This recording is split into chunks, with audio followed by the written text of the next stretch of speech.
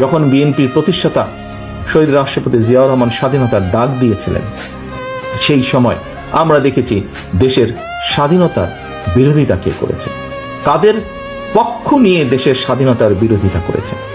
আবার আমরা দেখেছি কোন কোন রাজনৈতিক দলের সদস্য এই দেশের মানুষকে যুদ্ধের ডাক দেয়নি, বরং ডাক দেওয়ার দায়িত্ব তাদের ছিল, কিন্তু ডাক না দিয়ে আমরা দেখেছি সবাই মিলে গিয়ে কোন একটি দেশে লুকিয়েছিল বা আশ্রয় নিয়েছিল। কে ছিল এই দেশে? এই দেশের জনগণ ছিল, এই দেশের মুক্তিযোদ্ধারা এই দেশে ছিলেন, এই দেশের জনগণ এই দেশে ছিল।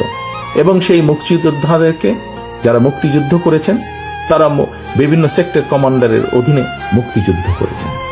আজকে যদি বিএনপির অবস্থান থেকে আমরা বলি, আমরা কাউকে দেখেছি একটু দূরের একটি দেশের গান গাইতে, আবার কাউকে দেখেছি একদম প্রতিবেশী একটি দেশের গান গাইতে।